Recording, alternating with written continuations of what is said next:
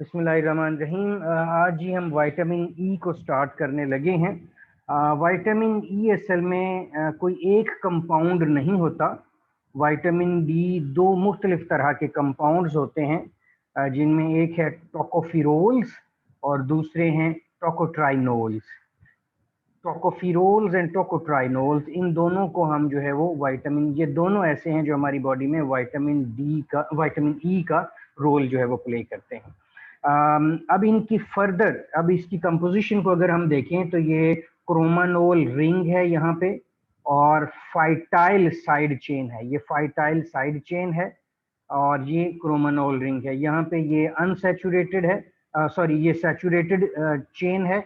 और अगर आप इसमें देखें टोकोट्राइनोल में, तो यहाँ पे 3 डबल बॉन्ड्स आपको नजर आएंगे। सो ये थोड़ा सा डिफरेंस है, अदरवाइज जो है इसमें सच डिफरेंस नहीं है।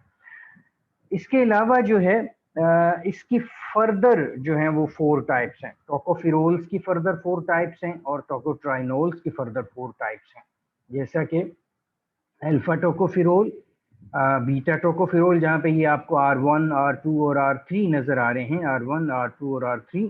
इसमें अगर जो है तीनों पोजीशंस पे मीथाइल ग्रुप हो तो उसको हम अल्फा टोकोफिरोल कहेंगे, और अगर जो है फर्स्ट और थर्ड पे मीथाइल ग्रुप हो तो बीटा टोकोफिरोल, इसी तरह गैमा और इसी तरह डेल्टा टोकोफिरोल, और इसी तरह टोकोट्राइनोल में भी। ठीक हो गया। सो ये 8 डिफरेंट कंपाउंड्स हैं जिनको हम विटामिन ई जो है वो कहते हैं। मेजर 2 कैटेगरीज हैं, टोकोफिरोल्स एंड टोकोट्राइनोल्स, और फर्दर हर एक की 4 टाइप्स हैं, 4 कैटेगरीज हैं। तो इस तरह ये 8 डिफरेंट कंपाउंड्स बनते हैं जो कि विटामिन ई का रोल जो है वो प्ले करते हैं। इसमें थोड़ा सा जो है वो डिफरेंट है। आप लोगों ने वो एल और D form of sugar stereoisomers जो हैं वो पढ़े होंगे ज़रूर, जिसमें एल फार्म और डी फार्म ऑफ शुगर जो है वो होते हैं, जिसमें एक हाइड्रोक्सिल ग्रुप जो है वो राइट और लेफ्ट पे होने की वजह से तो एक को हम एल फार्म कहते हैं और एक को डी फार्म कहते हैं। So same is the case with here. इसमें भी जो है ये जो R1, R2 और R3 हैं, इनकी पोजीशन जो है वो चेंज होती रहती है। सो अगर आपके फर्स्ट पोजीशन जो है यानी कि R1, अगर उसमें मीथाइल ग्रुप होगा तो वो एक्टिव फॉर्म होगी। ये बहुत इंपॉर्टेंट पॉइंट है कि अगर आपके R1 पोजीशन जो है उसमें मीथाइल ग्रुप होगा, CH3 ग्रुप होगा, तो that will be active form. इसका ये मतलब हुआ कि इन 4 में से 2 जो है वो एक्टिव फॉर्म है और 2 जो है वो इनएक्टिव फॉर्म है। इसी तरह टोकोट्राइनोल्स में फर्स्ट 2 जिनमें R1 जिसमें मीथाइल ग्रुप है, जैसा कि अल्फा और बीटा टोकोट्राइनोल्स, ये एक्टिव फॉर्म है और बाकी 2 जो है वो इनएक्टिव फॉर्म है।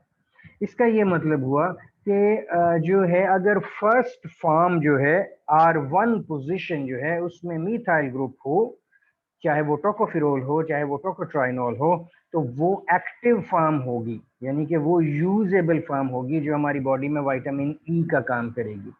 लेकिन अगर उसमें मीथाइल ग्रुप की बजाय हाइड्रोजन आयन हो तो उसको वो इनएक्टिव फॉर्म होगी। सो इसका ये मतलब हुआ कि इन 8 में से 4 जो हैं वो एक्टिव फॉर्म है और 4 जो है वो इनएक्टिव फॉर्म है। नॉर्मली जब हम फूड सोर्सेज की बात करते हैं तो फूड सोर्सेज में एक्टिव फॉर्म ही मौजूद होती है, यानी कि उनमें हमेशा R1 पोजीशन पे मीथाइल ग्रुप ही होता है, चाहे वो टोकोफिरोल हो और चाहे वो टोकोट्राइनोल्स हो।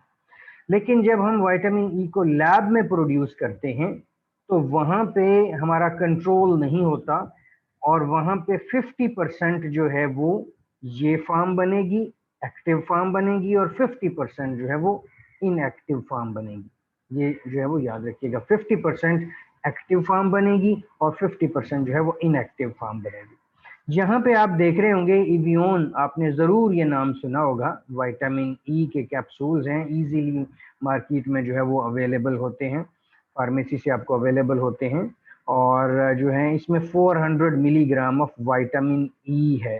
ठीक हो गया।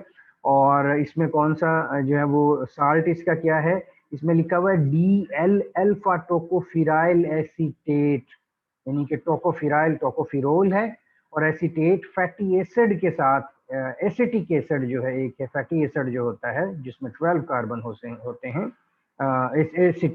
एसिटिक एसिड सॉरी इसमें 4 होते हैं मेरा ख्याल है कार्बन, उसके साथ जो है वो इसको अटैच किया गया है। तो ये टोकोफिराइल एसीटेट है, लेकिन इसमें लिखा हुआ है डी और एल, डी एल। इससे क्या मुराद है? इससे मुराद ये है कि जब हम उसकी बात करें, शुगर की बात करें, जैसे हमने डेक्स्ट्रो और लीवो रोटेटरी की बात की, तो एक को हम डी फार्म कहते हैं, एक को हम एल फार्म कहते हैं। लेकिन यहाँ जो है जब वहां पे एक पोजीशन के चेंज होने की वजह से स्टीरियो आइसोमर बन रहा है, लेकिन यहाँ पे 3 डिफरेंट पोजीशंस हैं जिसकी वजह से डिफरेंट कंपाउंड बनेंगे। तो हम इसको ऐसे शो नहीं करते, हम इसको डी या एल शो नहीं करते, बल्कि इसको आर और एस से शो करते हैं। सो अगर फर्स्ट जो है मीथाइल है तो उसको हम जो है वो एस कहेंगे, सेकंड है तो उसको भी एस कहेंगे और इसको भी एस कहेंगे। सो इसका ये मतलब हुआ कि मीथाइल अगर तीनों पोजीशन R1 R2 और R3 पे तीनों पोजीशंस पे होगा तो उसको हम कहेंगे एस एस एस। मैं इसको यहाँ पे आपको समझाने की कोशिश करता हूँ।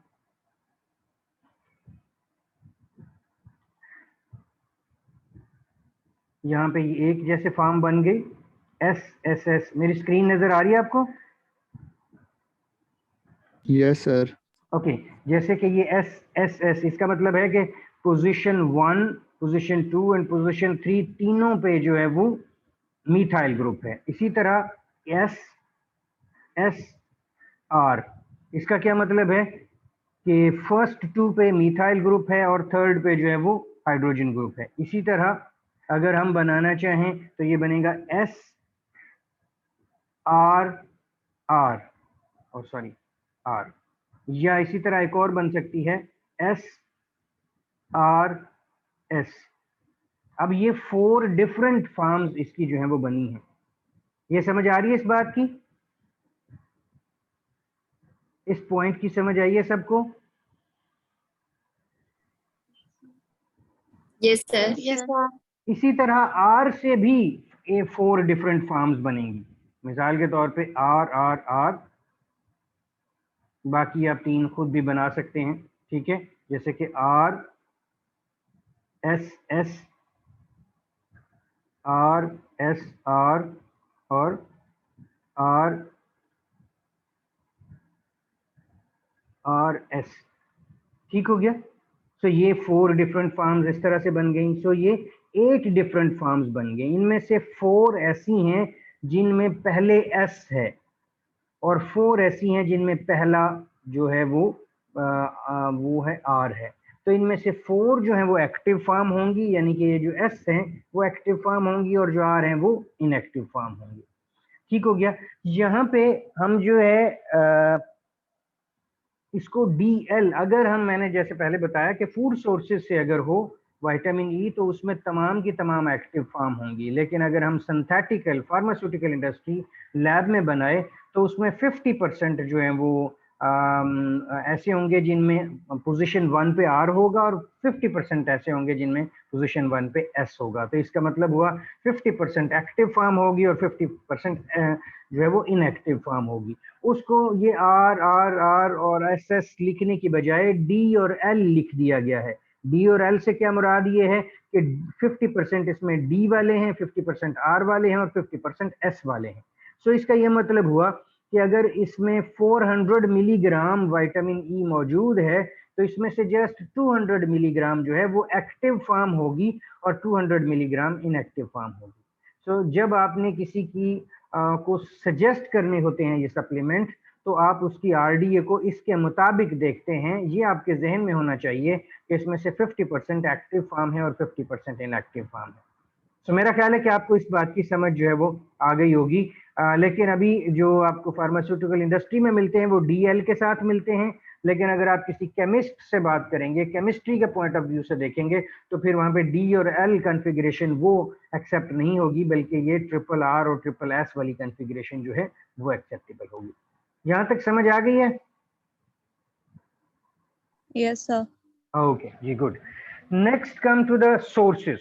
विटामिन ई जो है उसके बहुत ज़्यादा सोर्सेज नहीं हैं, लिमिटेड सोर्सेज ही हैं, जैसा कि इस स्लाइड में आपको नज़र आ रहे हैं। सो ऑयल्स हैं, जिसमें वीट जर्म, वीट जो है जो गंदम जो होती है वीट, उसका जो ग्रेन अगर हम लें तो उसके 3 डिफरेंट पार्ट्स होते हैं। उसमें ब्रैन होता है, उसमें जर्म होता है, उसमें एंडोस्पर्म होता है। तो वीट जो जर्म एक बड़ा छोटा सा पार्ट होता है जो कि ग्रो करना होता है, उसमें ऑयल कंटेंट काफी ज्यादा होता है। वो जो है रिच सोर्स है विटामिन ई का, लेकिन वो जो जर्म होता है वो उस ग्रेन का हार्डली कोई 10% जो है वो होता है। तो अगर आप ओवरऑल वीट लेंगे, ओवरऑल फ्लावर लेंगे, तो उसमें विटामिन ई की क्वांटिटी कम होगी। लेकिन अगर आप उस वीट जर्म को सेपरेट कर लेंगे तो that is an excellent source of alpha tocopherol. अच्छा, इसमें अल्फा टोकोफेरोल इक्विवेलेंट का वर्ड यूज किया गया है। इक्विवेलेंट का वर्ड हमने विटामिन ई में भी विटामिन ए में डिस्कस किया था। हम वहां यूज करते हैं जहां पे डिफरेंट फॉर्म्स होती हैं, डिफरेंट कंपाउंड्स होते हैं, और वो हमारी बॉडी में वो कोई स्पेसिफिक फंक्शन या उस विटामिन का फंक्शन प्ले करते हैं। तो यहाँ पे अगर विटामिन ए में भी हमने देखा था कि रेटिनॉइड थे, कैरोटिनॉइड थे, इसलिए हमने इक्विवेलेंट जो है वो यूज कर लिया। तो विटामिन ई में भी क्योंकि डिफरेंट फॉर्म्स हैं, तो इसलिए जो स्टैंडर्ड है, जो गोल्ड स्टैंडर्ड जिसको रखा जाता है, उसको टोकोफिरोल, अल्फा टोकोफिरोल को रखा जाता है, जो कि एक्टिव फॉर्म है। और ज्यादातर यही फॉर्म जो है डिफरेंट फूड्स में अवेलेबल होती है। कॉर्न जो है, कॉटन सीड और पीनट, सेफ्लावर, सोयाबीन, सनफ्लावर, ये एक अच्छे सोर्सेज कंसिडर किए जाते हैं। इसके अलावा जो है बाकी नेचुरल सोर्सेज इतने अच्छे सोर्सेज नहीं। मार्जरीन वगैरह जो है उसमें फोर्टिफाई किया जाता है, उसमें ऐड किया जाता है। बाकी ऑयल जो है वो इसके अच्छे सोर्सेज नहीं है। इवन प्लांट सोर्सेज और इवन एनिमल सोर्सेज, फ्रूट आप देखें, मीट, फिश देखें, एग्स देखें, तो वो कोई बहुत ज़्यादा अच्छे सोर्सेज इसके जो है वो नहीं है। जस्ट ऑयल्स जो हैं वो ही इसके जो है वो अच्छे सोर्सेज हैं। अगर हम इसकी आरडीए की बात करें तो अडल्ट वुमेन और अडल्ट मेन के लिए 15 मिलीग्राम इसकी जो है वो आरडीए है। और जो है इसको डिफरेंट फूड्स में फोर्टिफाई भी जो है वो किया जाता है, जैसा कि आपने देखा होगा विटामिन ऑयल वगैरह को फोर्टिफाई किया जाता है। तो वो सोर्सेज इसके जो हैं वो मौजूद होते हैं, बाकी नेचुरल सोर्सेज बहुत ज़्यादा इसके नहीं है। ओके, सो इसकी डाइजेशन अब्जॉर्प्शन बिल्कुल उसी तरह से होगी। ये हमारे जो है वो वही काइलोमाइक्रोन का हिस्सा बनेगा, और उसी तरह से जो है वो लिम्फेटिक सिस्टम के थ्रू ब्लड में आएगा, लिवर में जाएगा, और उसके बाद जो है पूरी बॉडी में ये स्प्रेड होगा जहाँ जहाँ इसकी जो है वो ज़रूरत होगी। तो कुछ फॉर्म इसकी जो है वो स्टोर होती है, लेकिन बहुत ज़्यादा जो है वो विटामिन, फैट सॉल्युबल विटामिन है इसलिए स्टोर भी होता है, लेकिन जो है वो पूरी बॉडी में भी ये जो है वो सर्कुलेट करता है। इसके अलावा जो है अगर हम इसके फंक्शंस की बात करें, तो विटामिन ई का किसी को आइडिया है कि क्या फंक्शन होता है? आप में से कोई बताना चाहे, what is the function of vitamin E? Sir ये एंटी एजिंग है vitamin E. Okay, anti ageing है। ओके, एंटी एजिंग, बिल्कुल ठीक है। और कोई जी आप में से बताना चाहे? ये एक्चुअल में एंटी ऑक्सीडेंट के तौर पे काम करता एंटीऑक्सीडेंट भी होता है। है। जी जी, ये हमारी बॉडी में एज ए एंटी ऑक्सीडेंट जो है वो काम करता है। और एंटी ऑक्सीडेंट क्या होते हैं उसको थोड़ा सा समझने की जरूरत है। हमारी बॉडी में फ्री रेडिकल्स आ जाते हैं। हमारी बॉडी में कुछ ऐसे चीजें हैं जो कि ऑर्गेनेलीज हैं या सेल मेम्ब्रेन्स हैं जहाँ पे डबल बॉन्ड्स मौजूद हैं, और वो डबल बॉन्ड्स आपको पता है कि इतने ज्यादा स्टेबल नहीं होते। तो हमारी बॉडी में कहाँ कहाँ डबल बॉन्ड्स हो सकते हैं, कौन कौन से, किसी को है आइडिया? कार्बोहाइड्रेट्स फैट्स में हो, में एडिबल। कार्बोहाइड्रेट्स में होते हैं डबल बॉन्ड।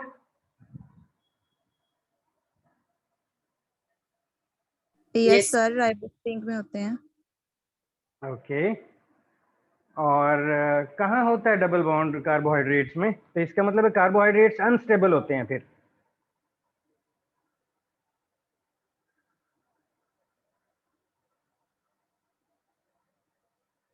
क्यों भाई, कार्बोहाइड्रेट्स अनस्टेबल होते हैं, ग्लूकोज जो है वो, जी बिल्कुल बिल्कुल।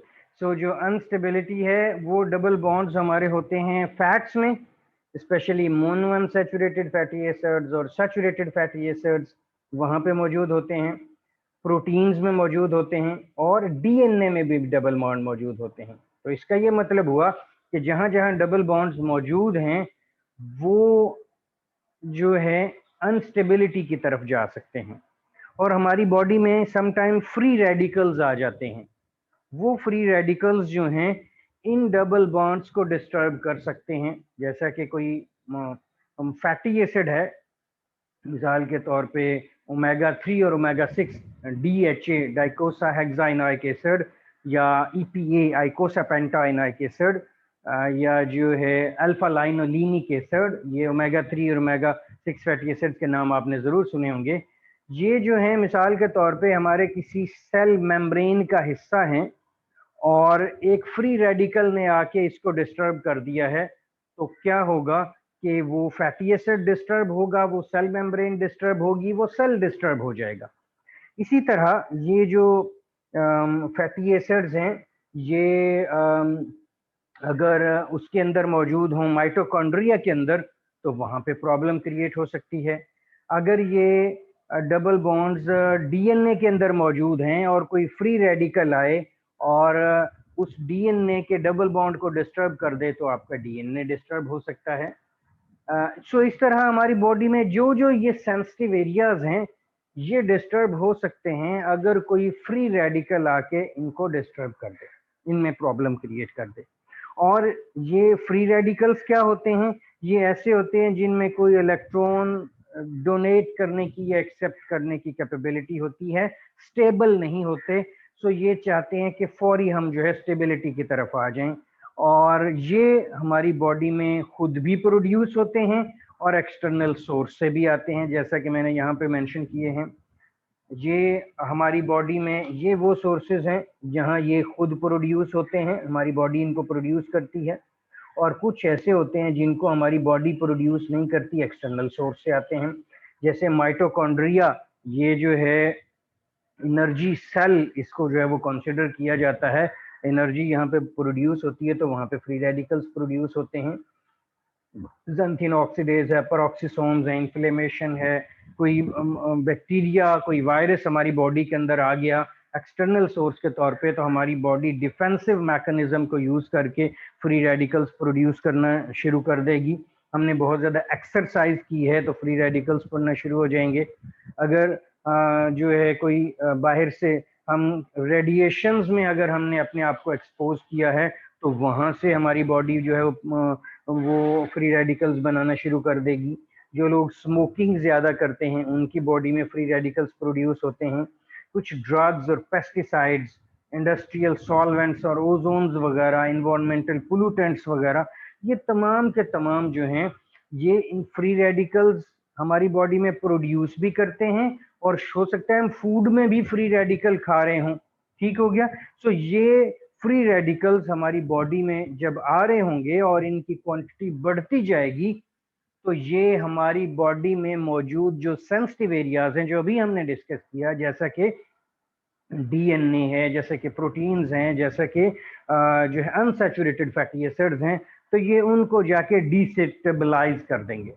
जब उनको डिस्टेबलाइज कर देंगे तो फिर क्या होगा, उस मेम्ब्रेन में, उस सेल में प्रॉब्लम आना शुरू हो जाएंगी, उससे एजिंग का प्रोसेस स्पीड अप हो जाएगा, वो सेल में डिट्यूरेशन का प्रोसेस जो है वो हो जाएगा।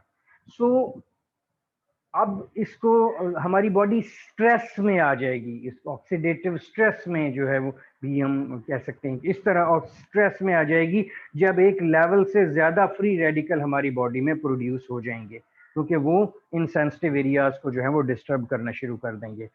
लेकिन नेचर ने एक बड़ा सोफिस्टिकेटेड मैकेनिज्म दिया है कि जो एंटीऑक्सीडेंट्स होते हैं, जैसा कि विटामिन ई है, जैसा कि हमने बीटा कैरोटीन्स को डिस्कस किया था वहाँ पे विटामिन ए में, या इसी तरह और भी अभी एग्जांपल्स आएंगी, ये जो एंटीऑक्सीडेंट्स होते हैं ये जैसे ही कोई फ्री रेडिकल आता है तो अपना इलेक्ट्रॉन उनको डोनेट कर देते हैं, अपने आयन्स उनको डोनेट कर देते हैं और उस फ्री रेडिकल को स्टेबल करवा देते हैं। जो अनस्टेबल होता है फ्री रेडिकल, उसको स्टेबल करवा देते हैं। जब वो स्टेबल हो जाएगा तो वो आगे कोई प्रॉब्लम क्रिएट जो है वो नहीं करेगा। सो इस तरह से वो जो एक डिटेरियोरेशन का प्रोसेस स्टार्ट हुआ था, जो एक डिस्ट्रक्शन का प्रोसेस स्टार्ट हुआ था या एजिंग का प्रोसेस स्टार्ट हुआ था, वो जो है वो स्टॉप हो जाएगा। लेकिन अगर हमारी बॉडी में वाइट में ये एंटीऑक्सीडेंट्स ना हो तो ये प्रोसेस स्पीड अप होता जाएगा और ये ज्यादा से ज्यादा जो है वो प्रोड्यूस होते जाएंगे। इसमें कुछ और एग्जांपल भी दी हुई हैं। फॉर्मेशन ऑफ फ्री रेडिकल्स कहाँ कहाँ से आ सकते हैं? तो ये जो हैं यूवी लाइट से आ सकते हैं, एयर पोल्यूशन से, आयोनाइजेशन से, स्मोकिंग से, इन्फ्लेमेशन से, मेटाबॉलिज्म से। वाइट ब्लड सेल्स खुद प्रोड्यूस करते हैं फ्री रेडिकल्स और ये तमाम के तमाम जो हैं हमारी मेम्ब्रेन और डीएनए को डैमेज करते हैं। और जब ये डीएनए डैमेज होना शुरू हो जाएगा तो ऑब्वियसली ये ज्यादा प्रॉब्लम होना शुरू हो जाएगी। तो ये तमाम सोर्सेज से जो है वो ये फ्री रेडिकल्स आ सकते हैं। ये नॉर्मली दो तरह के जो है वो होते हैं, रिएक्टिव ऑक्सीजन स्पीशीज, या तो ऑक्सीजन के होते हैं या नाइट्रोजन के होते हैं। ये नीचे आपको जो मेंशन किए गए हैं, these all are free radicals. ये जो हैं वो रिएक्टिव ऑक्सीजन स्पीशीज और जो है रिएक्टिव नाइट्रोजन स्पीशीज जो हैं, ये तमाम के तमाम फ्री रेडिकल्स हैं। और ये फ्री रेडिकल्स जो हैं वो मेम्ब्रेन को, फैटी एसिड को या प्रोटीन को या डीएनए को डिस्टेबलाइज कर सकते हैं। उसमें क्या प्रोसेस होता है वो यहाँ पे मेंशन किया गया है। Reaction between lipid compound, lipid compound LH यहाँ पे शो किया हुआ है लिपिड कंपाउंड को। वो जो है वो लिपिड कंपाउंड और ये एक फ्री रेडिकल है, हाइड्रोक्सिल रेडिकल। ये हाइड्रोक्सिल रेडिकल जब इसके साथ रिएक्ट करेगा तो ये इस फैटी एसिड को, इस लिपिड कंपाउंड को जो है वो कन्वर्ट कर देगा एक अनस्टेबल कंपाउंड में, एक फ्री रेडिकल में, और एक वाटर जो है वो प्रोड्यूस हो जाएगा। अब ये जो फ्री रेडिकल प्रोड्यूस हुआ है, ये जो एक अनस्टेबल कंपाउंड प्रोड्यूस हुआ है, ये फर्दर जो है आगे दूसरे कंपाउंड को डिस्टेबलाइज कर देगा। जैसे कि यहाँ पे एक और एग्जांपल शो की हुई है कि ये एक लिपिड कंपाउंड है और ऑक्सीजन इसके साथ रिएक्ट करके दो कंपाउंड जो हैं वो प्रोड्यूस हो गए हैं और दोनों जो हैं वो फ्री रेडिकल्स हैं। ये दोनों फ्री रेडिकल आगे दो और फ्री रेडिकल प्रोड्यूस करेंगे, तो इस तरह ये एक सीरीज ऑफ रिएक्शन जो है वो स्टार्ट हो जाएगी जो कि प्रॉब्लम क्रिएट करेगी, जैसा कि इसमें यहाँ पे मेंशन किया गया है। लेकिन नेचर ने इसका क्या हल किया है कि ये मिसाल के तौर पे एक फ्री रेडिकल प्रोड्यूस हुआ तो ये ई जो है, E for vitamin, vitamin E जो है वो अपना इलेक्ट्रॉन्स जो हैं वो इसको डोनेट कर देगा और ये दोबारा कंपाउंड, जो ये एक लिपिड कंपाउंड था या फैटी एसिड था, वो स्टेबल हो जाएगा और विटामिन ई जो है वो यूज हो चुका होगा, वो रिड्यूस्ड से ऑक्सीडाइज्ड फॉर्म में आ जाएगा। लेकिन ये जो है इसने उस सीरीज को स्टॉप कर दिया। इसको हम कहते हैं, this process is called free radical scavenging activity. इसको हम मैयर भी करते हैं, डिफरेंट एक्सपेरिमेंट्स में एमफिल पीएचडी के स्टूडेंट जो है वो मैयर कर रहे होते हैं। तो इसको हम कहते हैं फ्री रेडिकल स्कैवेंजिंग एक्टिविटी, कि किसी विटामिन में, किसी एंटीऑक्सीडेंट्स में कितनी कैपेबिलिटी है कि वो फ्री रेडिकल्स को बाइंड कर सकता है, फ्री रेडिकल्स को स्टेबलाइज करवा सकता है। तो इस प्रोसेस में जो है वो विटामिन ई जो है वो यूज होता है। इस तरह ये विटामिन ई जब एक दफा यूज हो जाए तो ये अपने आप को रीजनरेट भी कर लेता है, जैसा कि इसमें शो किया गया है। ये अल्फा टोकोफिरोल ये यूज होने के बाद जो है वो टोकोफिरोल रेडिकल में कन्वर्ट हो गया। एस्कॉर्बिक एसिड जो विटामिन सी है वो इसको दोबारा अल्फा टोकोफिरोल में कन्वर्ट कर देगा। इसी तरह ग्लूटाथायोन और इसी तरह ये निकोटीनामाइड एडेनिन डाइन्यूक्लियोटाइड, ये है विटामिन B3 नियासिन जिसको हम कहते हैं।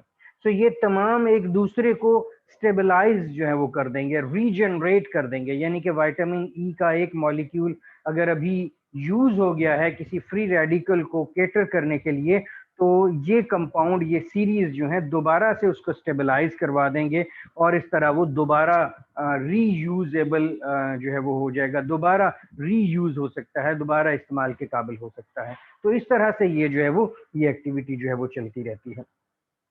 इससे आपको ये भी अंदाजा हो रहा होगा कि ये हमारी बॉडी में कोई एक सिस्टम नहीं है एंटीऑक्सीडेंट का, इसमें बहुत सारे सिस्टम्स हैं जो कि इस स्लाइड में मेंशन किए गए हैं। इसमें सुपर ऑक्साइड डिसम्यूटेज है, इसमें ग्लूटाथायोन परऑक्सीडेज है, ये एंजाइम्स हैं, ये भी एज एंटीऑक्सीडेंट काम करते हैं। कैटालेज हैं, विटामिन ई है, वेरियस कैरोटिनॉइड्स हैं, विटामिन सी है, बिलिरुबिन है, यूरिक एसिड है, यूबिक्विनोन है, लिपोइक एसिड है और मेटल बाइंडिंग प्रोटीन्स, ये तमाम के तमाम हमारी बॉडी में एज ए एंटीऑक्सीडेंट काम करते हैं। इनको हम एंटीऑक्सीडेंट डिफेंसेस कहते हैं। अगर एक विटामिन की, एक मिनरल की, एक एंजाइम की कमी होगी तो दूसरा वहां पे काम कर रहा होगा। ऑक्सीडेटिव स्ट्रेस उस कंडीशन में होगी, प्रॉब्लम उस कंडीशन में होगा कि अगर ये तमाम एंटीऑक्सीडेंट्स जो हैं वो कम हो जाएं, अगर ये जो एंटीऑक्सीडेंट्स की एक्टिविटी रखने वाले जो कंपाउंड हैं, ये अगर ये सारे के सारे कम हो जाएं तो फिर हम ऑक्सीडेटिव स्ट्रेस की तरफ जाते हैं और एजिंग का प्रोसेस जो है वो स्पीड अप होता है। अदरवाइज जो है इनमें से कुछ भी अगर हमारी बॉडी के अंदर मौजूद होंगे तो वो जो है अपनी एक्टिविटी को परफॉर्म करेंगे, लेकिन इनमें से हर एक जो है अपने स्पेसिफिक ऑर्गन और स्पेसिफिक एरिया में जो है अपना फंक्शन परफॉर्म करते रहेंगे। सो इस तरह नॉर्मली इसकी टॉक्सिसिटी होती नहीं है। विटामिन ई आप जितना मर्जी जो है वो खा लें, इसकी एज सच कोई टॉक्सिसिटी नहीं होती, कोई ऐसा प्रॉब्लम जो है वो नहीं होता। हाँ, अगर डेफिशिएंसी हो तो ये इसकी डेफिशिएंसी ऐसी भी नहीं होगी कि फौरन जो है वो आप को कोई बीमारी लग जाएगी या कोई ऐसा प्रॉब्लम होगा, ऐसा नहीं होगा। लेकिन जो है आपकी बॉडी में तोड़ फोड़ का अमल जो है वो ज्यादा शुरू हो जाएगा, आपकी बॉडी स्ट्रेस में रहना शुरू कर देगी और जब बॉडी स्ट्रेस में होगी तो ऑब्वियसली डिफरेंट बैक्टीरिया, वायरसेस और डिफरेंट इन पैथोजेंस वगैरह वो भी आपकी जो है वो बॉडी पे अफेक्ट करना शुरू कर देंगे, डिफरेंट डिजीजेस जल्दी आना शुरू हो जाएंगी। तो इसलिए ओवरऑल बॉडी को हेल्दी रखने के लिए इन फ्री रेडिकल्स को कंट्रोल करना होता है और उनको कंट्रोल करने के लिए हमें ये एंटीऑक्सीडेंट्स चाहिए होते हैं। तो that's it about vitamin E. इससे रेलेवेंट जो है अगर कोई क्वेश्चन हो तो प्लीज आप कर सकते हैं अभी।